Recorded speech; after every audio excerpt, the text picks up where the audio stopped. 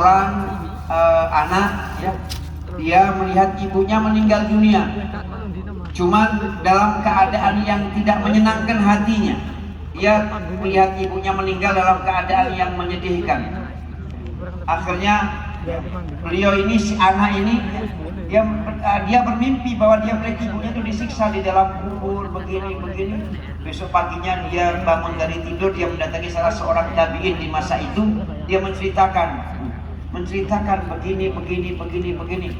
Tolong doakan supaya ibu saya selamat daripada siksa kubur, supaya selamat dari akhiratnya dan sebagainya. Akhirnya si orang tabi ini mengatakan, ya mudah-mudahanlah Allah meringankan begitu dan sebagainya, ya, menghibur orang ini. Kemudian keesokan harinya, jadi hari ini dia bicara, besok kebetulan ketemu lagi sama si anak itu yang ibunya meninggal. Dilihat ini anak wajahnya berseri-seri. Ditanya sama si tabiin, kok berbeda dengan kemarin? Kemarin saya lihat engkau berduka begitu dalam dan bersedih, tapi malam atau hari ini saya melihat engkau bersinar wajahmu berseri-seri. Apa gerangan yang terjadi? Lalu si anak menceritakan, aku tadi malam bermimpi melihat ibuku dalam keadaan yang sangat indah, sangat anggun, dan ia seakan berterbangan di kebun-kebun sorga.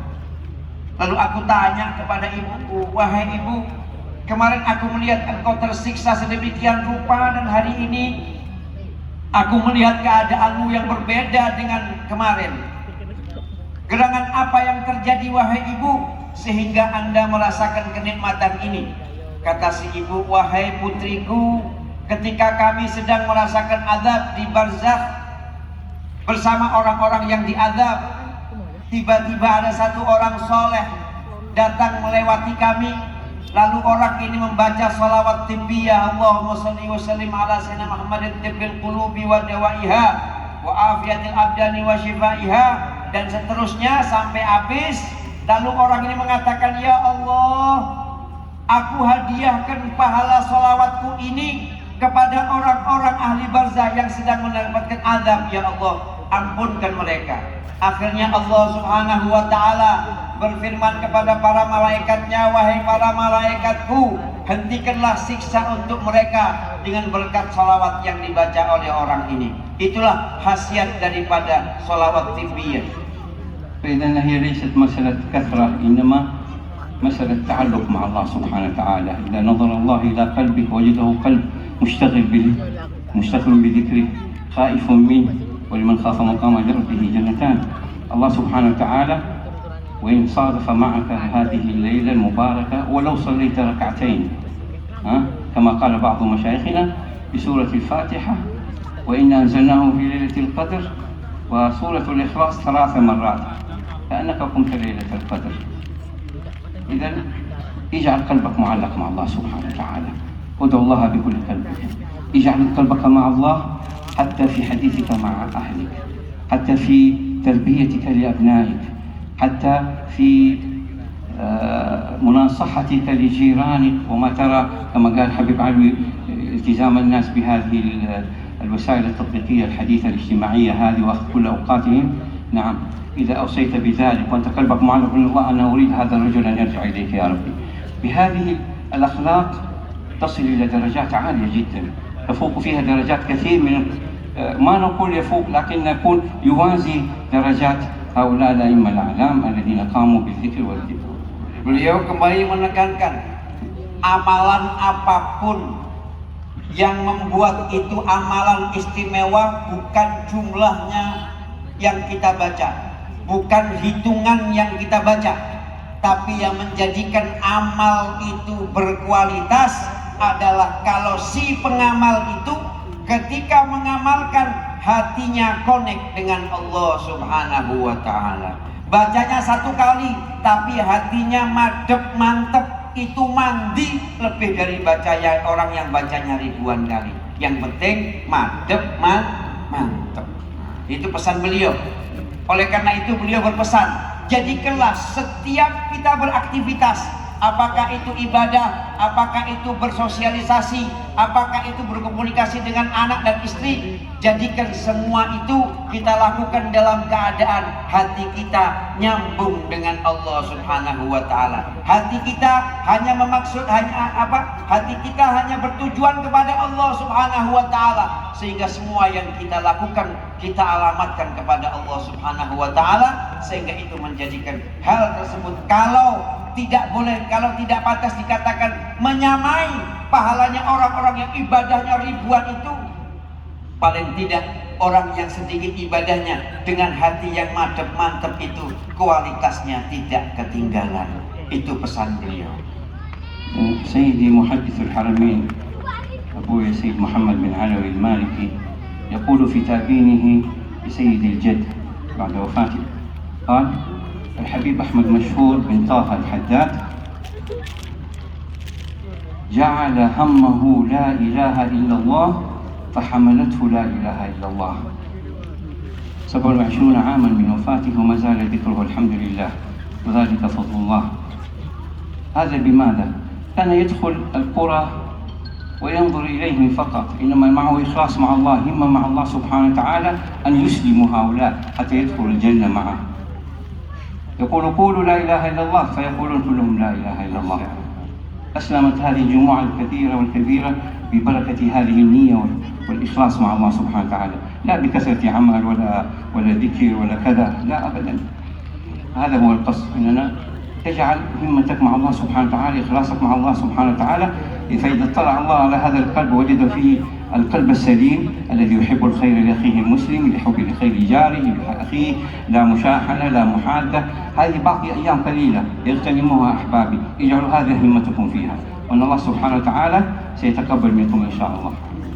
Beliau menceritakan bahwasanya ketika kakek beliau Habib Ahmad Habib Ahmad Masyhur bin Taha Al-Haddad wafat, Sayyid Muhammad Alawi Al-Maliki, beliau seorang ulama dan muhaddits di kota Makkah Al-Mukarramah, menulis surat berduka cita atas wafatnya. Di antara yang dikatakan oleh Sayyid Muhammad Alawi Al-Maliki adalah beliau mengatakan bahwa Habib Ahmad Masyhur bin Taha Al-Haddad ini hatinya selalu terpaut dengan la ilaha illallah. Akhirnya la ilaha illallah inilah yang mengangkat derajat beliau. Al-Habib Ahmad Masyhur tadi dikatakan oleh beliau tidak terlalu banyak ibadahnya, tidak terlalu tampaknya tidak wah.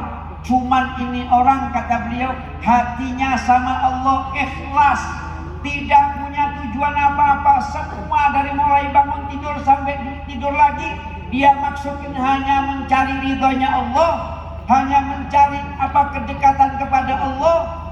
Sehingga beliau dalam dakwahnya itu nggak pakai panggung, nggak pakai ceramah.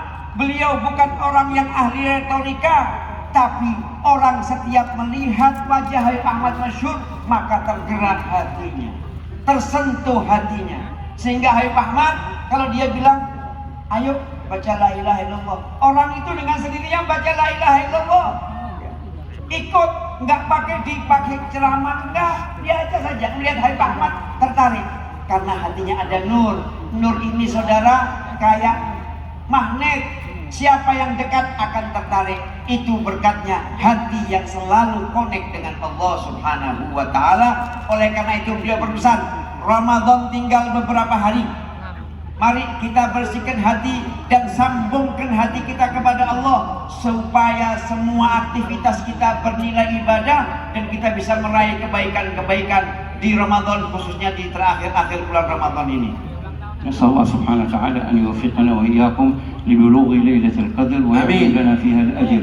الله يبارك في جمعنا هذا ويبارك في الحبيب عيدروس والمساهمين معه، ويبارك في مشايخنا الكرام الذين حضروا معنا وأسعفونا.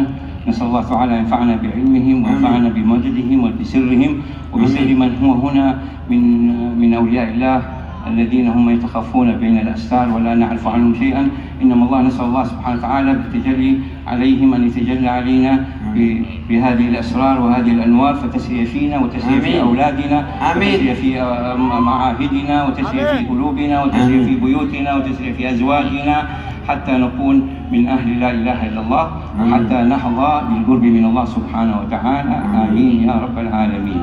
Beliau menutup ceramahnya dengan doa, mudah-mudahan kita semua diterima amalnya oleh Allah Subhanahu wa ta'ala, dikabulkan semua hajatnya, Allah tidak kecewakan semua yang menjadi harapan kita, dan mudah-mudahan Allah Subhanahu wa ta'ala memberikan balasan yang berlipat-lipat kepada Khadimul Majlis Habib Idrus bin Muhammad Al-Idrus dan semua yang ikut berpartisipasi sehingga terlaksananya acara ini. Semoga semuanya akan mendapatkan ganjaran dari Allah Subhanahu wa taala, dan juga kepada para tetamu kita Al-Habib Alwi, kemudian Al-Habib Abdul Malik As-Segaf, dan Habib Ahmad bin Yunus Al-Muhdar, dan juga Habib Abdul Rahman Atos, dan semua para kiai, para ulama, dan juga mungkin kata beliau berkat insya Allah orang-orang wali yang kita tidak tahu siapa yang wali. Bisa jadi ada para wali yang duduk di belakang sana karena mereka menutupi dirinya, tidak ingin dikenal orang. Mudah-mudahan berkat semuanya itu Allah Ta'ala kabulkan doa kita, dan kita mendapatkan keutamaan daripada malam Lailatul Qadar dan kemuliaan bulan Ramadan. Dan panjang lagi doa beliau, saya tidak bisa terjemahkan karena saya tidak hafal, tapi kita yakin semua doanya diijabah oleh Allah dan dikabulkan oleh Allah. Yang penting kita husnudzon, yakin doa kita mustajab. Amin, ya rabbal alamin. Demikian yang dapat saya terjemahkan. عشان يحظوا بهذه الإجازة في المجلس المبارك هذا، هي الصلاة الطبية هذه للشفاء من الأمراض، وكلنا نسأل الله العافية فيه ما فيه، ولكن يحتاج إلى يقين صادق. يقول سيدي تضع يدك اليمين في الجهة ما بين الصدر والشحمة العين، الأذن والعين يسمى الصدر، تضع هكذا وتقرأ 10 مرات الصلاة الطبية في الصباح و10 مرات في المساء بنية الشفاء من أي مرض. والله الذي لا إله إلا هو ولا أحلف في قسمي يشفى، لو كان سرطان، لو كان كورونا، لو كان ماذا، يشفى. إنما قوة اعتقاد، فقد أجزتكم فيها كما أجازني فيها. Qabilnal ijazah, katakan qabilnal ijazah. Saya terjemahkan, beliau katanya terakhir mau kasih hadiah lebaran, THR. Ada lagi namanya sekarang ini apa, Habib Ahmad? Hampers apa? Ya, yaitu susah sekarang bahasa sekarang itu. Ini dari beliau ini, faedah dunia akhirat. Kata beliau, saya mau kasih hadiah lebaran. Apa hadiahnya? Ijazah bacaan sholawat tibbiyah yang tadi dibaca. Allah, apa enggak Bapak Ibu? Apa enggak? Ayo, kita minta Habib ini untuk mentalkin kita ya.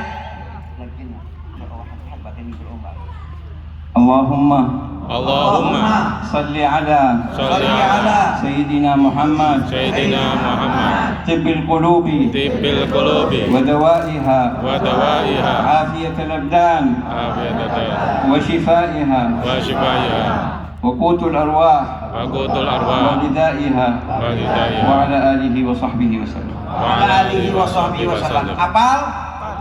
Apal ya?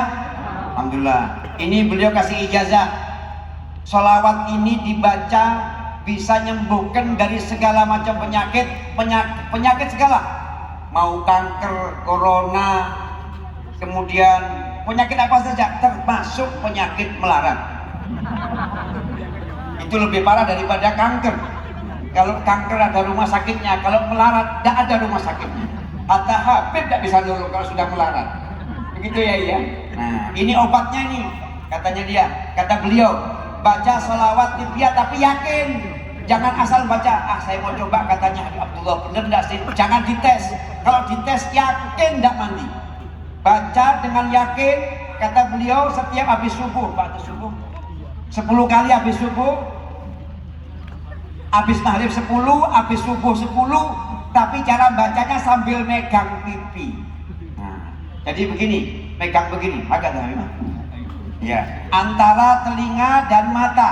Ya, jadi sinilah kira-kira. Nah, sambil baca salawat tadi 10 kali. Allahumma sholli wa sallim ala sayyidina Muhammadin tibbil qulubi wa dawaiha, ya, wa afiyatil abdani wa shifaiha wa qutil arwahi wa nur absari wa dhiyaiha wa qutil arwahi wa ghidaiha wa ala alihi wa sahbihi wasallam. Dibaca 10 kali habis subuh, 10 kali habis maghrib. Insya Allah semua penyakit zahir batin, kalau yang baca yakin, meninggal semuanya penyakit, sembuh semuanya penyakit, asal ya yakin. Itu ijazah dari beliau. Beliau mengatakan, saya ijazahkan ini kepada semua yang hadir, sebagaimana beliau mendapatkan daripada guru-guru mereka, guru-guru beliau. Kita katakan, kita terima ijazahnya. Qabilna ijazah. Barakallahu fiikum. Sallallahu alaihi wasallam. Demikian, wassalamualaikum warahmatullahi wabarakatuh. Waalaikumsalam.